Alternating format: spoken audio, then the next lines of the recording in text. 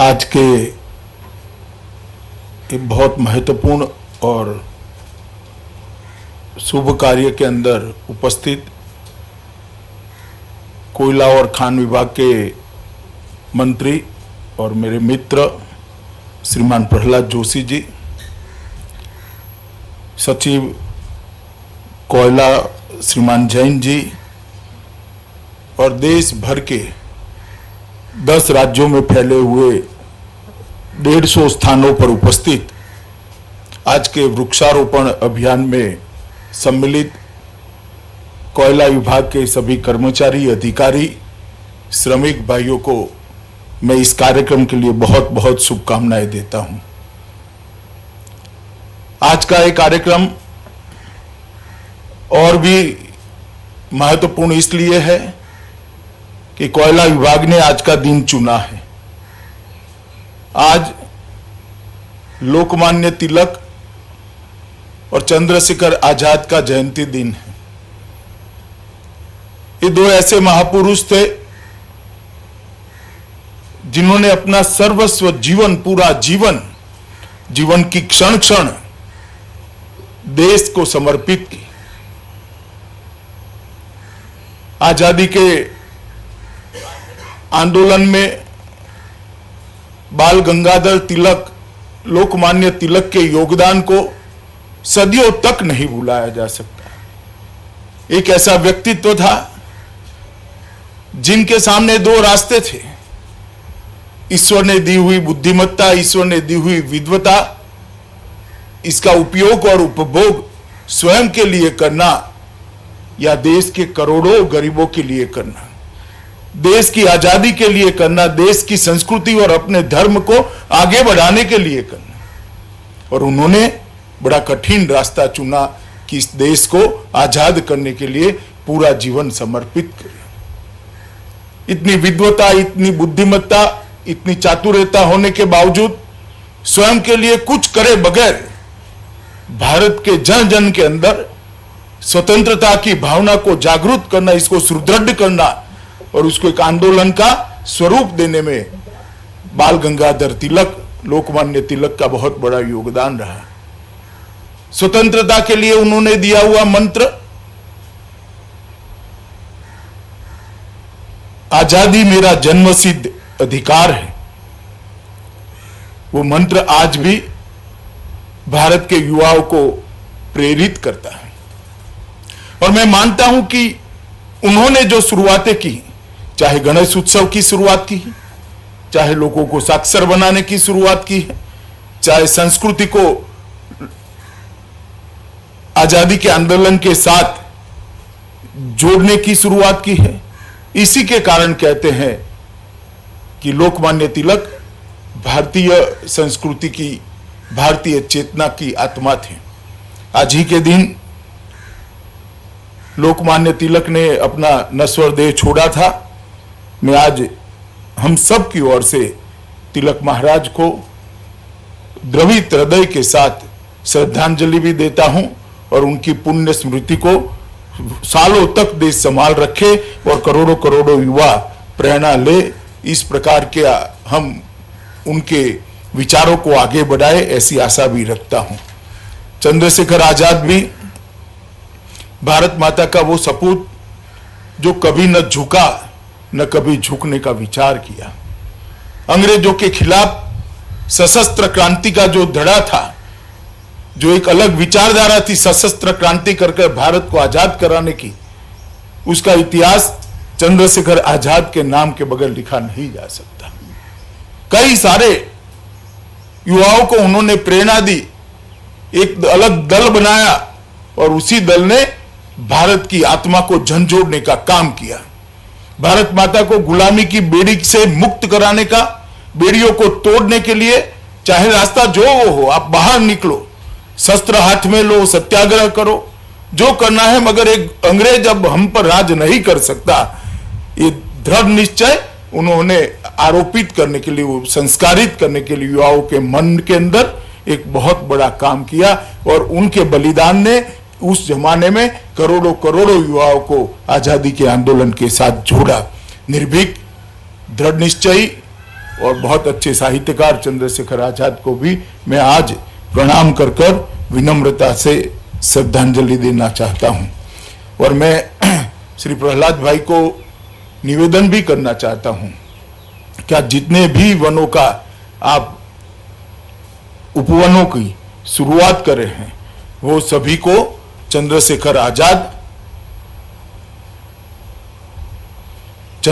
आजाद और लोकमान्य तिलक के नाम के साथ जोड़ना चाहिए। तिलक जयंती और चंद्रशेखर आजाद की जयंती दोनों मैं मानता हूं कि हमारे लिए एक कोयला विभाग के लिए भी लंबे समय तक इसको आगे ले जाने के लिए बहुत फायदा कराएगी। आज कोयला मंत्रालय और उसके अधीन सारे पीएसयू देश भर में के अंदर लगभग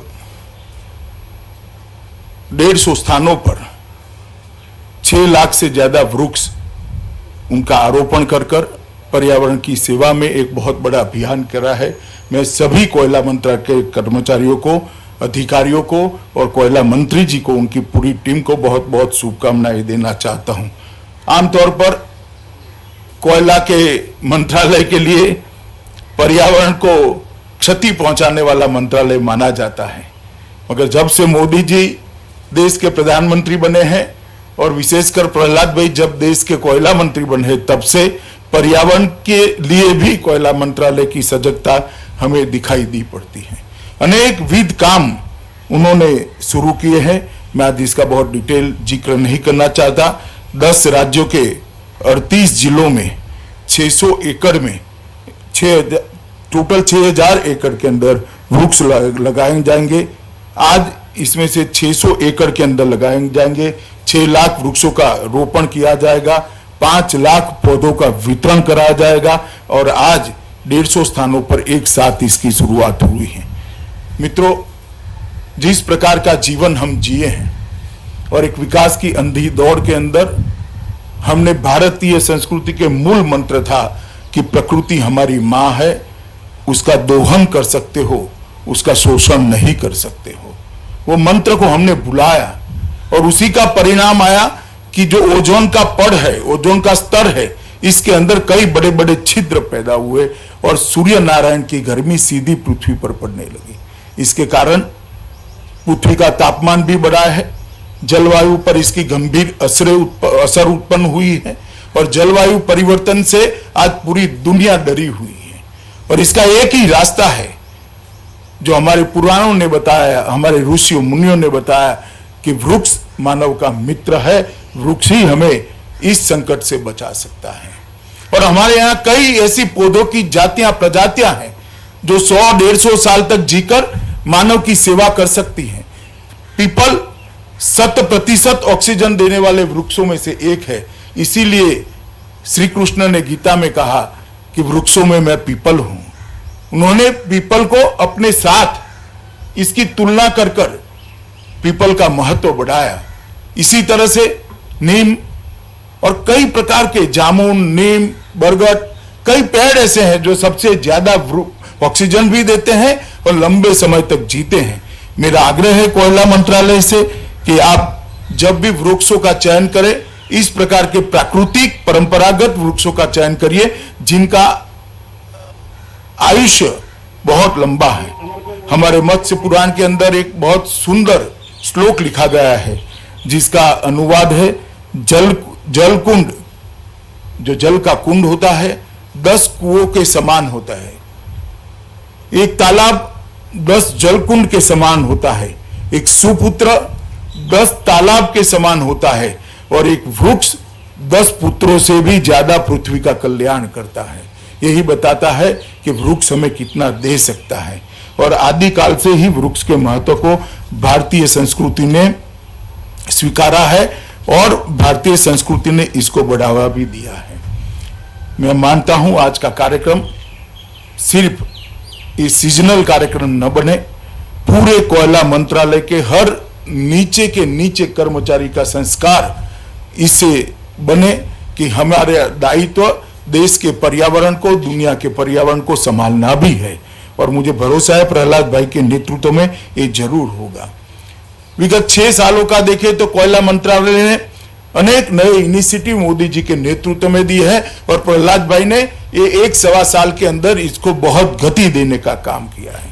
पहले जब कोयला और खनिज की खदानें होती थी तब खनिज क्षेत्र के मजदूरों के लिए, वो वहां की जनता के लिए कोई विचार नहीं करता था। डिस्ट्रिक्ट मिनरल फंड का गठन कर आज लगभग 39,000 करोड़ रुपया नरेंद्र मोदी जी ने वो क्षेत्र जहां खदानें लगी हैं इसके विकास के लिए लगाया है और 35,000 छोटे छोटे प्रकल्प अब तक पूरे कर दिए गए। मित्रों, बहुत बड़ी उपलब्धि है। खदान पर देश का अधिकार है, देश की जनता का अधिकार है। खदान विकास की द्योतक है, विकास को आगे बढ़ाने के लिए ऊर्जा प्रदान करती है, परंतु इसके साथ साथ जिस क्षेत्र में खदान है जो वहां से विस्थापित किए जाते हैं, इनके कल्याण की भी देश को ही सोचनी चाहिए, देश की सरकार को ही सोचनी चाहिए। पहली बार डिस्ट्रिक्ट मिनरल फंड के माध्यम से नरेंद्र मोदी जी ने इसकी शुरुआत की। कोयला का बहुत बड़ा भंडार हमारे यहां पड़ा है। 30 साल तक कोयला जला न पाए, इतना कोयला हमारे यहां पड़ा है और कोयला हम इंपोर्ट कर रहे हैं। जैसे प्रहलाद भाई ने बताया, इंपोर्ट कोयला जितना भी होता है वो दुनिया में हमारी अक्षमता को उजागर करता है। अगर देश को आत्मनिर्भर बनाना है, आत्मनिर्भरता के नरेंद्र मोदी जी के नारे को चरितार्थ करना है, तो कोयले के अंदर स्पीडी खनन, सबसे ज्यादा जल्दी खनन कर आयात को लगभग शून्य करना पड़ेगा। और इसलिए कोयला क्षेत्र में एफडीआई और इसके साथ साथ वाणिज्यिक कोयला खनन का आरंभ अभी अभी नरेंद्र मोदी जी ने किया है। मुझे लगता है कि कॉमर्शियल माइनिंग की जो शुरुआत प्रहलाद जोशी के समय में हुई है, कोयला खदानों के इतिहास देश का जब भी लिखा जाएगा, प्रहलाद भाई और नरेंद्र भाई के नाम को जोड़ना पड़ेगा, क्योंकि देश को आत्मनिर्भर कराने की दिशा में ये बहुत बड़ा कदम है। कोल बेस्ड मीथेन की भी शुरुआत हमने की है। 2 CBM ब्लॉक जरिया और रानीगंज के लिए हमने इसका शुरुआत किया है। ईज ऑफ डूइंग बिजनेस के ढेर सारे पैरामीटर्स को कोयला के कारण ही गति मिली है। कोयला क्षेत्र ने लगभग हर क्षेत्र के अंदर अपने आप को दुनिया के मानक के अनुरूप और कई जगह तो उसके आगे ले जाने का भी प्रयास किया है। ये मंत्रालय ने 6 साल के अंदर बहुत अच्छा काम किया है और अब प्रहलाद भाई इसका नेतृत्व कर रहे हैं और उसको और ऊर्जा और गति प्रदान कर रहे हैं। 18 जून को वीडियो कॉन्फ्रेंस के माध्यम से देश के प्रधानमंत्री जी ने 5 कोयलाधारी राज्यों की 41 कोयला ब्लॉकों का नीलामी की प्रक्रिया का शुभारंभ किया। इसके साथ ही झारखंड, मध्य प्रदेश, महाराष्ट्र, उड़ीसा और छत्तीसगढ़ के अंदर ये नई प्रक्रिया शुरू हो गई है। मित्रों, कोयला PSU और कैप्टिव माइनर्स द्वारा उत्पादन में भी वृद्धि का प्रयास किया गया है। इंफ्रास्ट्रक्चर निवेश योजना के माध्यम से 1,25,000 करोड़ रुपए के निवेश का प्लानिंग 2020 से 2024 के बीच में किया गया है और इसके लिए लगभग 534 परियोजनाओं को चिन्हित कर लिया गया है। मैं मानता हूं अभी प्रहलाद भाई ने जो कहा, 23-24 तक 1 बिलियन टन कोयले को निकालने का लक्ष्य जब भी भारत अचीव करता है, मुझे लगता है हम बहुत बड़ी उपलब्धि के लिए आगे बढ़ेंगे। देश के प्रधानमंत्री जी ने पर्यावरण के क्षेत्र के अंदर दुनिया का नेतृत्व करने की स्थिति उत्पन्न करी है। 8 करोड़ घरों के अंदर धुआं दूर कर लकड़ियां और टहनियां और कंडे जलाकर जो माताएं बहनें रसोई करती थी, उनके स्वास्थ्य का तो नुकसान होता ही था, परंतु साथ में कार्बन डाइऑक्साइड का उत्सर्जन भी होता था। आज स्वच्छ ईंधन LPG सिलेंडर देकर पर्यावरण की बहुत बड़ी सेवा की है। ढेर सारे शहरों के अंदर CNG पंपों की एक लाइन बिछाकर CNG के माध्यम से गाड़ियां चलाने से भी स्वच्छ ईंधन का काम हुआ है। सौर ऊर्जा के लिए देश में भारत नेतृत्व करे, इस प्रकार की व्यवस्था खड़ी की है। गुड़गांव में इसका इंटरनेशनल सेंटर भी बना है और मुझे भरोसा है कि कुछ ही सालों के अंदर देश दुनिया में सौर ऊर्जा के क्षेत्र में सबसे बड़ा उत्पादन करने वाले देशों में से एक होगा। इस प्रकार से जो पेरिस के अंदर कॉन्फ्रेंस हुई थी उसमें मोदी जी की फॉर्मूला को पूरी दुनिया ने स्वीकार कर एक प्रकार से पर्यावरण के क्षेत्र में भारत को मान्यता दी है। आज लगभग 6 लाख वृक्षों का वृक्षारोपण होने जा रहा है। तिलक महाराज और चंद्रशेखर आजाद के स्मृति में वो किया जाएगा, इसका मुझे विशेष आनंद है। मंत्रालय और विशेषकर इस मंत्रालय के मंत्री श्री प्रहलाद भाई और नीचे तक उनकी पूरी टीम को इस मौके पर मैं बहुत बहुत बधाई देना चाहता हूं और आशा करता हूं कि पर्यावरण को स्वच्छ रखने का एक कोयला मंत्रालय का अभियान द्रुत गति से स्पीड के साथ आगे बढ़ता रहेगा। मेरी आप सबको बहुत बहुत शुभकामनाएं और इस शुभ कार्य के अंदर मुझे शामिल करने के लिए मैं मंत्री जी और सचिव कोयला दोनों का मैं हृदय से धन्यवाद कर मेरी बात को समाप्त करता हूं।